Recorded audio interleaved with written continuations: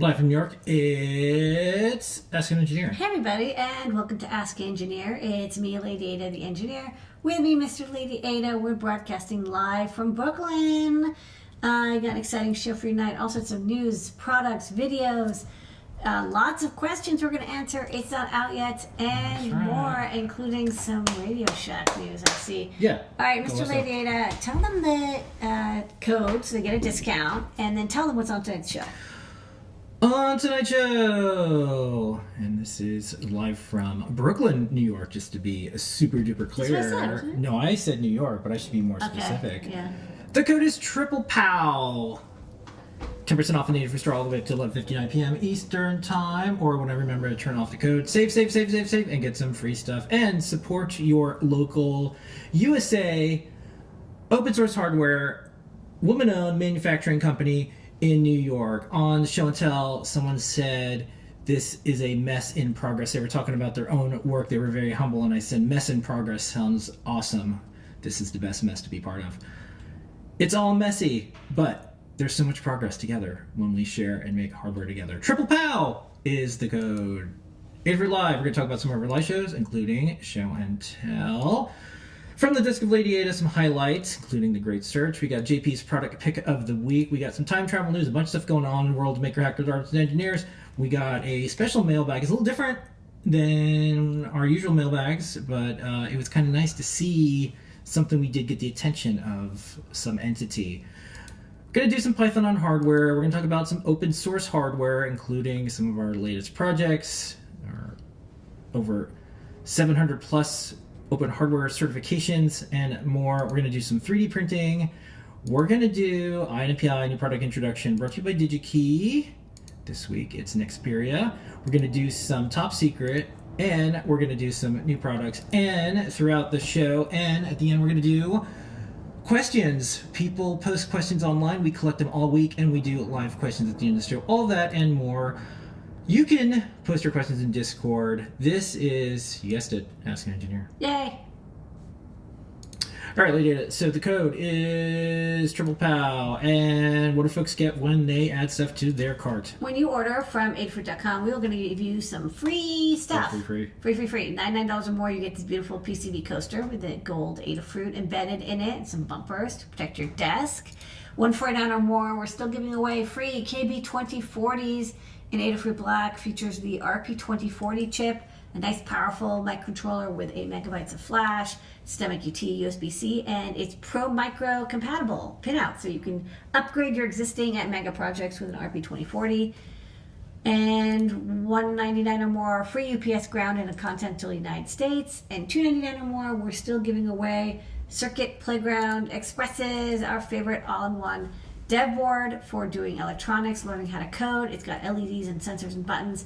So all you need is a USB cable. You don't need any tools, and you can get started immediately with code.org, CS Discoveries, or MakeCode, or Arduino, or CircuitPython. All right, we do a bunch of live shows. I think we have the longest running 3D printing show, Show and Tell, JP's Workshop, Deep Dives, you name it. And then just right now we did Show and Tell. We had a lot of folks from Adafruit showing off things.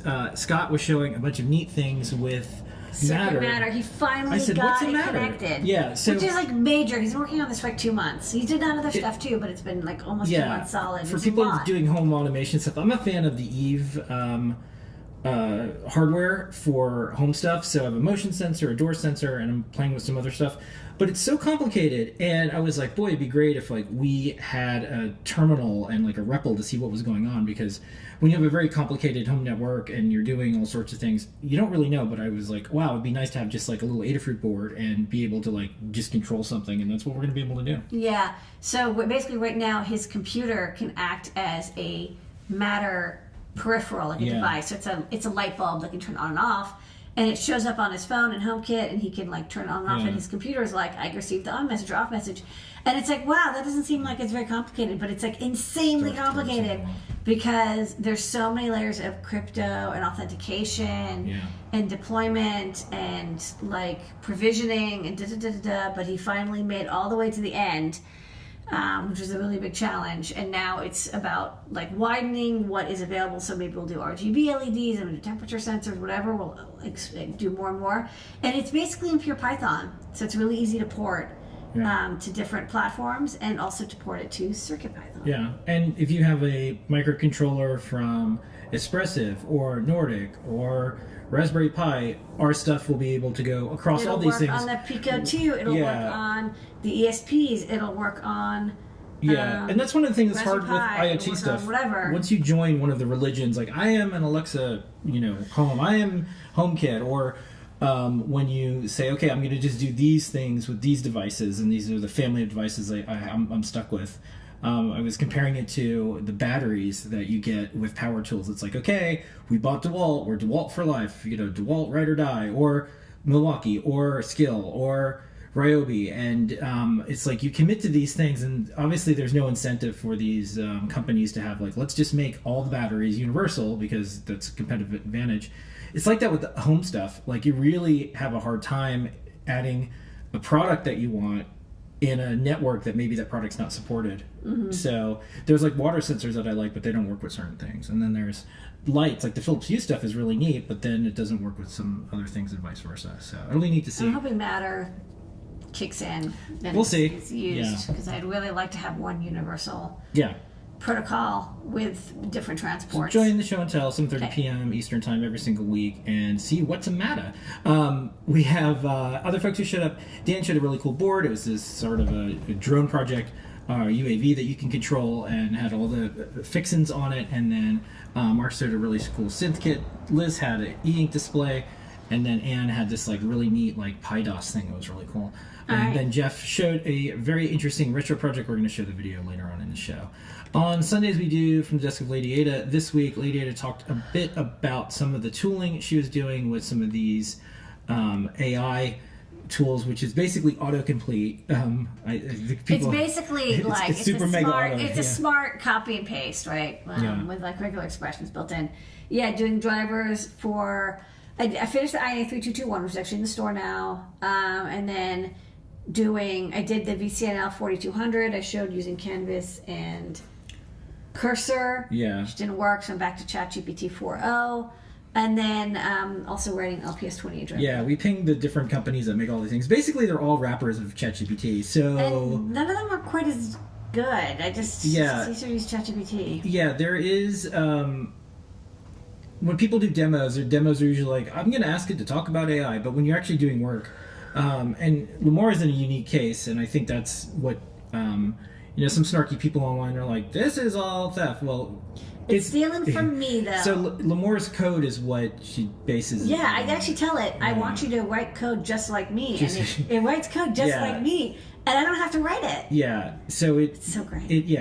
Lamar has thousands of open source libraries, and so what does it mean when you're talking to the version of your code that you did yourself? And that's kind of what Lamar's doing. But it is, when you use these things, and I like watch Lamar use it, it's a very fast automated copy and paste for the tasks that she needs to do. Like, I need to read the data sheet and have these things entered here or put in the comments. It's not generating like the brilliant code that comes out of her head. It's actually just like, I don't want to spend 5 hours on this. It just saves my task. Wrist. Yeah. You know what I mean? And I think that's a smart way to use a lot of these things. It's like highly trainable, and like maybe it shouldn't even be called AI. Maybe that's the thing, but people have opinions. It's like ultra regular expressions, because I basically like write the setter and getter, and it's just like swapping in the bits and changing the name. It's like but if you're doing it with a mouse, it's so much like pasting, and then you can easily make a typo and forget something. I don't know. Okay, so we also do the Great Search every single week. Great Search, what did you show or look for this week? This week I looked for tubing for the LPS 28. Okay. And then on Tuesdays we do JP's product pick of the week. Here's this week's highlight. It is the I2S stereo decoder breakout. It is the UDA1334A, which we thought was gone forever, but now it's back. This is an I2S stereo decoder with a line level output over a TRS 3.5 millimeter jack. I'm going to send 4 notes, sine wave, saw wave, a triangle wave, and I'm playing them back and forth, so I'm going to be panning them back and forth.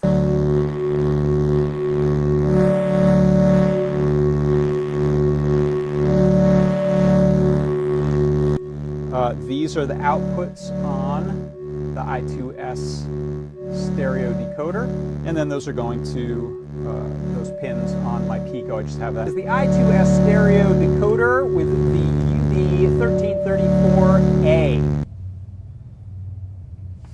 And JP's workshop is tomorrow, and here's a little bit of a highlight of a project JP's showing. It's a Halloween-based one. Check it out.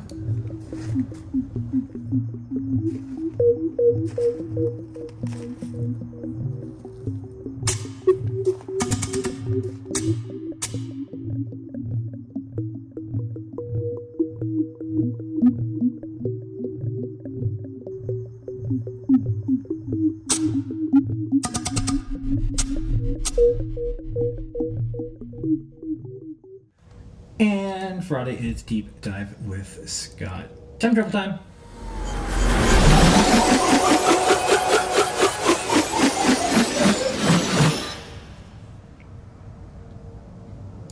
Tonight's theme that I'm going to steal from Dan, who was on our show and tell, is a mess in progress. Welcome to America. So this is our tribute to America. An election's happening in less than an hour, a couple days. We've been talking about this tomorrow. And so one of the things that we do every year is get the word out about paid time off for voting. It's a paid day off for the Adafruit team. You'll see these graphics on our website. Whatever you're doing, whoever you're into, it'd be great if we all agreed to take the day off and do poll monitoring and go to the town square and discuss things and work together and vote and canvass and do all sorts of things. So we're just going to try to lead by example. And things are what they are.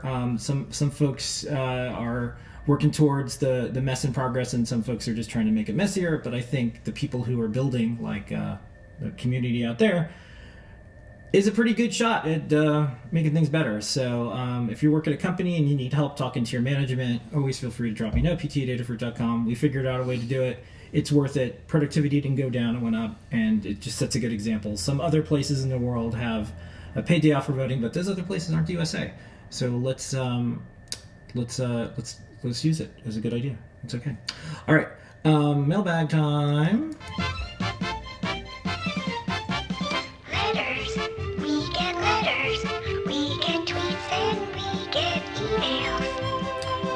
This mailbag's different. So we're doing Shacktoberfest by Adafruit all month long. Retro hardware. One of the things that we're posting up is stories from people that here's something that I got my start in electronics, or here's my fond memory about this Forceman's book, or I used to like going to the stores. And Radio Shack has changed hands a bunch of times. And folks really like our retro artwork, and you'll get a kick out of this more. I don't know if you've seen this. Nanoraptor. So this is Nanoraptor's car, and if you zoom in, is this real? This is real, or maybe, I don't know. Who cares? But Nanoraptor said, "Hey, can I take this art and do something with them?" I'm like, yeah, absolutely. So this is their car, with all these stickers, and I'm like, oh, look at this, there's our sticker, and then here's a Radio Shack sticker, bunnies, and like, what's going on here with this thing? Non-binary And they're time, like, yeah, and they're like, this falcon is solely but safely held together by duct tape and decals. So I thought that was neat. But the real thing, and this is why this is mailbag, is guess who noticed us? That's right. Whoever runs the Radio Shack account on Twitter. They're like, hello there. We're actively working on expanding our product selection. This is now the third. Yeah, it's not NFTs this week, and it's not crypto coins. Make sure to check out our new website. We hope you find something that catches our new products coming soon. Whoever you are out there, Radio Shack, thank you for noticing us. Notice me, senpai. Notice me. All right, Python on hardware time. We take a look at all the things going on in the world of Python on hardware. The newsletter is banging, as the kids say. CircuitPython 2.0 Beta 1 is released. You can check out the Book of Making. There is an awesome, and it's the name of the listing of libraries, MicroPython libraries, the ultimate guide to error handling in Python. There is so much going on here, but since it's Halloween, we are going to play a spooky video that Tim from the guy put together, and it is a Ouija board using CircuitPython because it is, you guessed it, spooky season.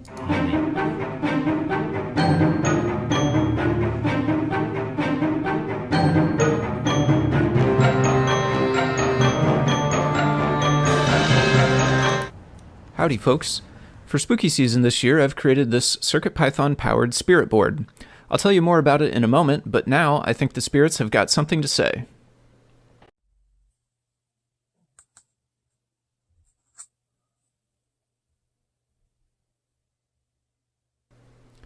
Ah, they wanted to say hi to all of us. The Spirit Board project can run on the standard PyPortal, the PyPortal Titano, or any feather with the 3.5-inch TFT Featherwing. Messages from the spirits can be loaded into the device via Adafruit I/O or a local file on the USB mass storage drive. Let's ask it a question. Hey spirits, where's the best place to learn how to make this project and many others?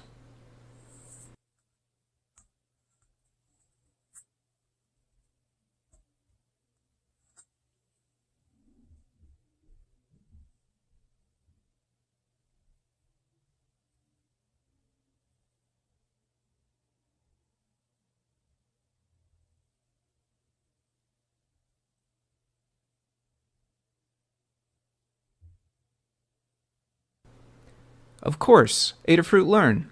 Thanks for watching, have a nice day, and a fun spooky season. I'll let the spirits play us out with one last message.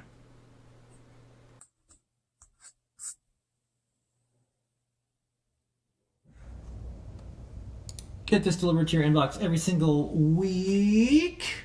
Adafruitdaily.com. Let's do some open source hardware and more Ladyada. Let's head over to the Adafruit learning system. Got a lot of guides. There's this week. thousands of guides. What is on the big board this week? Okay, this week we've got guide from Jepler on basically mimicking our audio effects board in CircuitPython. This is part of my goal to get rid of the VS1000 chip, which has been kind of a nightmare to deal with, and is like basically the most customer support issues because the chip like randomly erases itself sometimes. So I'd like to replace it with something that can be open source. I can have custom firmware that I wrote and release, and can do MP3s. So the RP2350 is a good candidate. So this is our first step to that.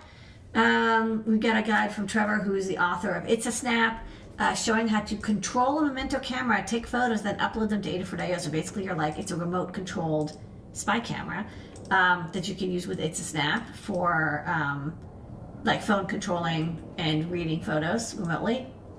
We've got that TFT Spirit board from Foamy Guy that we just showed the video of, and the Haunted Air Blaster.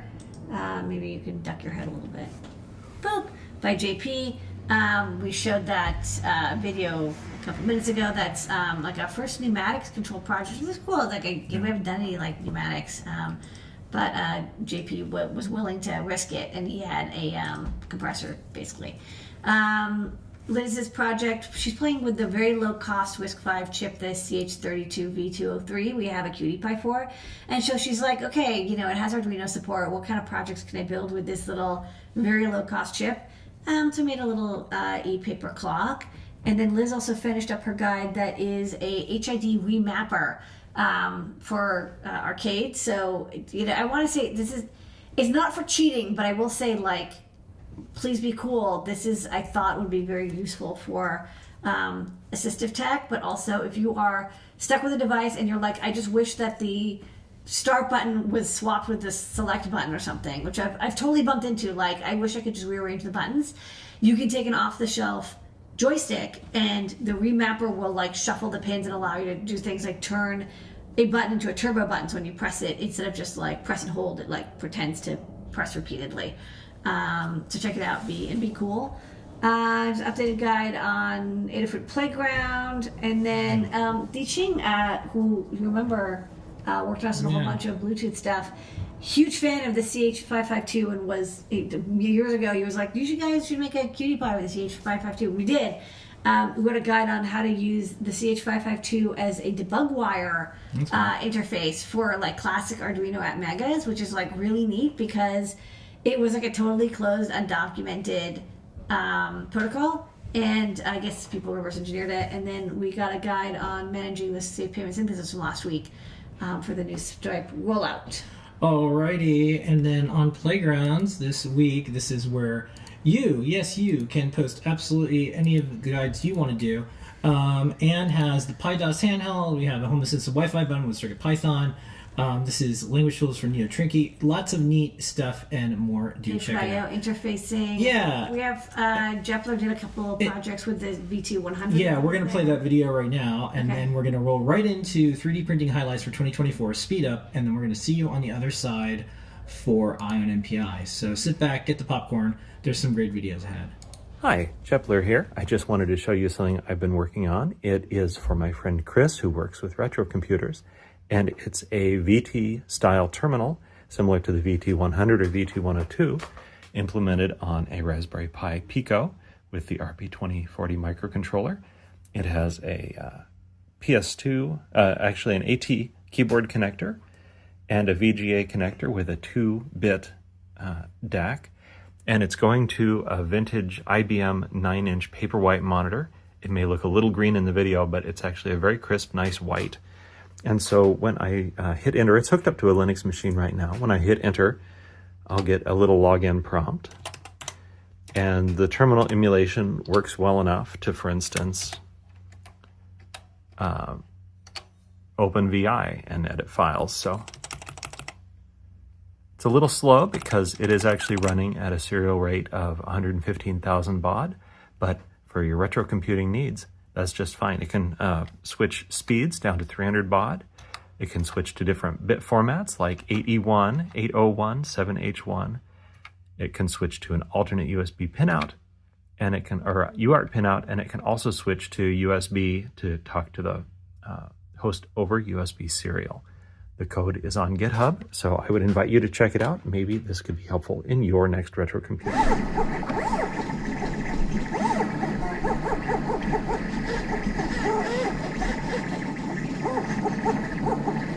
Here are some of our favorite 3D printed projects that you can build for Halloween in 2024. First up is our tombstone with the RP2040 Prop Maker Feather. This uses an RGB matrix to turn a basic tombstone into an interactive build with a motion sensor, server-controlled prop, and sound effects. You can easily add your own custom scrolling messages to inform your trick-or-treaters. Next up, we have a Gothic-inspired 3D printed lamp that uses an LED doodle. This unique lighting fixture features a glass dome and a print-in-place light switch. It can make for an interesting centerpiece to adorn a fireplace or an accent table to light up your living space. Our prop maker jack-o'-lantern turns an IKEA LED pumpkin into a head-spinning prop with spooky sound effects that change depending on how close you get to it. You can adjust the code to expand how many sounds you want to play and the distance you want to trigger them. It's sure to cause some jump scares to those unexpected trick-or-treaters. Next, we have the perfect prop for those cosplaying Five Nights at Freddy's. The Faz Wrench features a working LCD with buttons, rotary encoder, and sound effects. It's a fun handheld prop that you can customize to play samples from the game or custom message to surprise folks when trick-or-treating. For fans of the Gravity Falls TV show, we have the Memory Gun. It's a novel way of scrolling through a list of sound effects with a rotary encoder. It features an interesting ray gun design that uses an LED noodle and a plastic light bulb ornament. It's sure to spark interest to those fans of Gravity Falls. Our Tron Identity Disc prop features Bluetooth control allowing you to choose your own color. It's got built-in magnets allowing you to attach it to your back just like in the movie. You're sure to be seen wearing this out at night and doubles as a flashlight to guide you through the grid. For the Legend of Zelda fans, Link's Ultra Hand is the latest prop from Tears of the Kingdom. Just wire up a few LED noodles and power it with a 9-volt battery to make a fun wearable to go with your Link cosplay. It features 2 different sizes that'll fit both adults and young makers. Here we have our take on Princess Zelda's Tri-Rod from the Echoes of Wisdom video game. It features the RP2040 prop maker feather to detect when it's being swung and triggers different sound effects. Another unique light-up prop that provides a safe way to traverse your path when trick-or-treating. The iconic lightsaber now has an upgrade featuring the all-in-one RP2040 prop maker feather. This time, it's got a new trick allowing you to easily change the color of your lightsaber using an RGB LED button. It's the best prop for any Sith or Jedi cosplay. Whether you want to build something spooky to add to your haunts or light up prop for your cosplay, we hope these projects inspire you to check out Adafruit's learning system.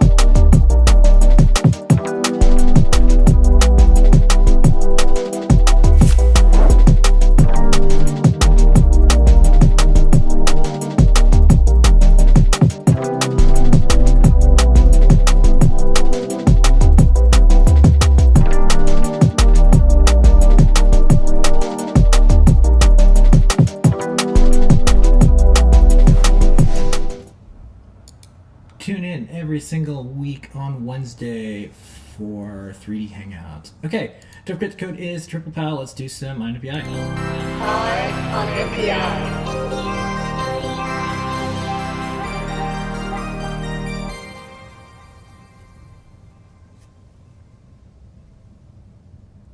INPI brought to you by DigiKey and Adafruit. This week is Xperia. Let's look at the new product introduction. Ladyada, pick, what is it? Okay, this week from Xperia, we are looking at the NID 5100. This is an ideal diode. I think this is the first ideal diode that Xperia has designed. And I'm always into ideal stuff, so let's check it out. So I won't say it's ideal. It's close to the platonic ideal of a diode. But unlike diodes, it does have like semiconductor inside of it, so it's limited. It can only run from 1.2 volt to 5.5 volts because it's like repowered, and it can do 1.5 amps. But it's basically what you consider a diode. It's nearly zero reverse current, only forward conduction, only positive voltage conduction, so it can do polarity protection for your circuitry without the heat and forward voltage drop loss of your standard diode. Okay, diodes. You love them. I love them. So diodes, I think, are like the best semiconductor because first off, they're just simple. As you get some P doped and some N doped silicon, you mash together. You got diode, and then if you tune it a certain way, you get LEDs. And if you tune it another way, you get a light sensor. And if you tune it another way, you get a photovoltaic cell, so you can generate power. But most people use diodes, or at least I use diodes a lot in power supplies, as polarity protection. So this is from an old design, the DC Arduino. And you see on the left, there's a DC jack, J1. And then it feeds into IC2, which is a 7805, a 5-volt regulator. So you have to basically give it 9 or 12 volts, and then, on the off chance that somebody happened to grab a negative center power jack, you want to make sure that you don't accidentally put negative voltages into your circuit because it will explode. You have to protect it with here a 1N4001, and these are like the oldest diodes. Everyone's used these. They're great because they're very inexpensive, very common, and they're available in surface mount too. But we happen to stock them in through-hole. They can handle up to 1,000 volts, although the 4001s do 50 volts. They're often used for low voltage power supplies, half or full wave rectification, and they have about basically 1 volt forward drop, which means that from the input, the positive input to the output, there is a 1 volt loss. So if you had a 12 volt power supply, the other end would have 11 volts. But sometimes you're like, well, I can't lose 1 volt. For like that 7805 example, it's fine because it's 9 volts in, minus 1 volt is 8 volts, and as long as you're above 7 volts for the 7805, you're good to go. But if you're doing something that needs lower voltage because maybe you have a tighter drop, maybe you have 12 volt to 9 volt regulator, and so you can't really get to the 1.5 volts forward drop, especially at 1 amp. You can get a Schottky diode, and these are just the P and N junctions are tuned to give you slightly lower forward voltage drops. These still do 1 amp, but as you can see here for the 5817, you can have as little as 0.5 volts. So it's about half of the forward drop of the 1N4001, and they can still handle 1 amp continuous and 3 amps peak. Okay, so we use diodes a lot. For example, this is the Trinket M0, and another usage is not just polarity protection for a DC input, but what we call like power supply ORing, where you have 2 voltages and you want to basically instantaneously select between the two. In this case, we have VBAT on the top left, which is our LiPoly or alkaline battery input, and then we have VBus from the USB port. One is about 4 volts, 4.5 volts, and then the USB is about 5 volts. And then basically whichever one you have plugged in, either battery or USB, you want to dynamically swap between the two. By using 2 diodes, the output is whatever is the highest of the 2 voltages, and that will be what feeds into the AP2112K. And in this case, the regulator is 3.3 volts, and VBAT is nominally 3.4, and so, or 3.7, and so you only have, maybe 0.4 volts, 0.3 volts of drop that you can allocate to that diode. In which case you could use something like the Nexperia PMEG 2010, which at the bottom you can see has an even lower forward voltage. At 1 amp it has a typical of 300 millivolts, so a quarter of the 1N4001 and maybe half of the 1N5817. Although it has slightly higher reverse current at 250 microamps. Still not bad. It's a quarter of a milliamp. But sometimes you want something even better. So you want, that kind of current capacity, polarity protection, but you want it to be like 10 millivolts or 5 millivolts, because you really don't want to lose that heat in that voltage, especially when you're talking about 1 amp. Now you're burning about a third of a watt, especially if you have a small package that can get quite toasty. So enter the NID5011. It's a quote-unquote ideal diode. So you can use it as a plug polarity protection, and as long as your power supply is 5 volts, 5.5 volts or less, so it won't be good for 12 volts, but it'd be good for a 5 volt power supply or battery port, and you can use it in that case. You can also use it in that ORing setup where you have a plug input or a battery, and you put 2 of these side by side, and now the output is whichever one is higher. So you basically have the equivalent of that diode setup, but with much, much lower forward voltage. So how much lower? So compared to your Schottky diode, which has about 400 millivolts, 4 drop, this one has about 10 to 50 millivolts. And the reverse leakage is very, very low, 0.7 microamps, which is much smaller than Schottky diodes. Compared to that PMEG, remember that was about 250 typical.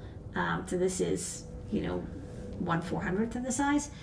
and can handle 1.5 amps easily and doesn't get hot because it doesn't have that much voltage and dropping across the package. And the size of the package is a TSOP 6. It's quite small. So compared to your SOB 323, which is kind of the standard size I use, it's not that much bigger. And you get things like the status indicator output that lets you know when it's forward conduction mode. You can see the circuit inside, has a PFET, but you can't just use a PFET. It actually has a little bit more there to do the polarity protection and the reverse leakage protection. So it's more, it's basically kind of the best of both worlds. You get the low voltage dropout, low power of the PFET style of polarity protection, but you also get really excellent reverse current protection as well. So check out the NID 5100. Best of all, the pricing is really good. It's like 10 cents. It's about the same price. I think in quantity is like 6 or 7 cents. It's the same price as the, one of these nice Schottky diodes. And it does all of the above and gives you that status. And also you can disable it. So it's also like kind of an on-off switch too. It's in stock now at DigiKey. Good pick.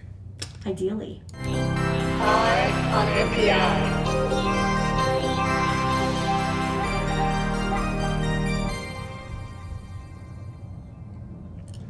All right, moving right along, we're going to show you the code. Don't forget, there's free stuff and more. Let's do new products, Ladyada. Okay.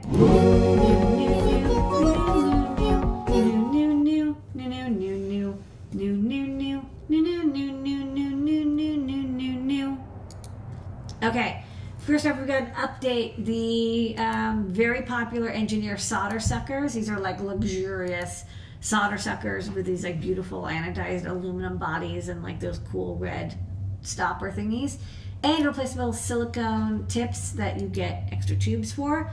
They've been updated to the SS03 model. The price did increase a little bit, but not too much. They're still an excellent deal. I love mine. I use it all the time. It's like the best solder sucker by far. You also have another USB Type-C power delivery to 2.1 millimeter tip. This time it's 20 volts. I'll say the plastic for some reason says 19.5. I don't know why. USB power delivery does not provide 19.5. It provides 20 volts. So I don't know. Ignore that. Substitute the 19.5 for 20. You do need to have a USB-C power delivery, thing that gives you 20 volts. So like a laptop power supply. But you'll get 3 amps out of it. So it's great for up to 60 watts. You need something that's powering off of 20 volts. There's some LED strips and some motors and stuff that could work well with this. It's a very easy way to upgrade your old DC power using devices to USB-C. We also have this cable now in 2 meters. Personally, I just wanted this for my laptop because I use it to make sure that my USB PD is working quite well. So it's got a little display built into it that tells you the wattage. So when I'm charging my laptop, I just make sure it says like 60, 70 watts and I know it's working. Now available in like this beautiful 2 meter long cable. I use mine every day. It's really great. We also have the 1 meter version. All right, start show besides you, Ladyada, the community, our customers, and more, and especially our team at Adafruit, who makes this all go, is the INA 3221. Finally finished this board. I've been working on it on and off for a couple of years, but I finally decided to wrap it. So this is kind of like an INA 219 times 3 square. It's like a triple decker. So this is an I2C sensor, so you control and read it over I2C with your microcontroller, or Raspberry Pi, Arduino, or CircuitPython, and you can read up to 3 DC voltages, up to 26 volts, and you can measure the voltage as well as the amount of current that is being drawn. So you use the terminal blocks on the end. So maybe you can select like this one. So there's terminal blocks. You see there's like plus and minus. So you can connect either to the high side or the low side. Most people want to do high side so the grounds are all shared. You connect your 3 measurements to the plus terminal block, and then you connect the load to the negative, and then you can measure positive or negative 3.2 something amps of current, 1% precision, 13-bit accuracy. 1% accuracy, 13-bit precision. So it can do, up to as little as like 0.5 milliamps or so, and up to 3.2 amps. And you can set up warn and critical and valid interrupts. So it tells you like when your current draw is going over some predefined limit that you set in the I2C driver. Basically, it's just great if you are measuring multiple voltages and currents. You're doing like photovoltaic projects or battery charging, or motor control stuff, and you want to do very fast power measurements. The INA3221 is great. One thing is, it doesn't have a FIFO, and it doesn't do like power summation. I think the INA228 does that. So this is a little bit of a simpler one. It's really a lot like the INA219. Very, very similar, but just 3 of them. So I'm using this for a project, and I was using a project where I had to measure 12 volt, 5 volt, and 3 volt power supplies all at the same time. So I thought it would be handy to make a breakout board for this really good power supply. And no soldering is required. You just use your terminal blocks, stem QT for I2C, and you're ready to go. New product.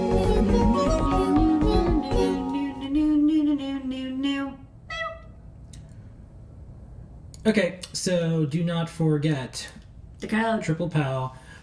We have some questions lined up. Let's do some top secret, and then we'll get to those. Don't forget, you can start posting questions in Discord. You can do them all throughout the week. Let's do some top secret.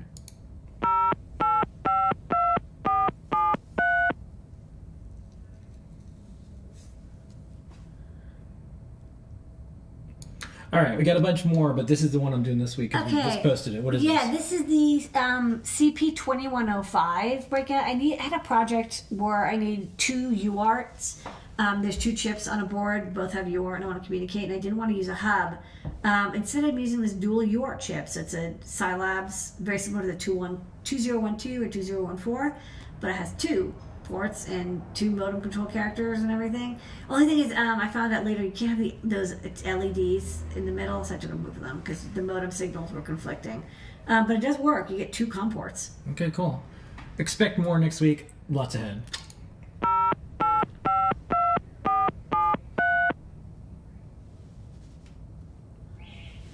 Okay, we're going to dive right into questions. Questions.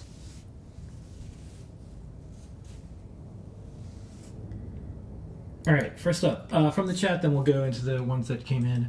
Can we get the ideal components now? Transistors with no Temco, LEDs that don't burn up. So right now we have ideal diodes. Okay. That's it.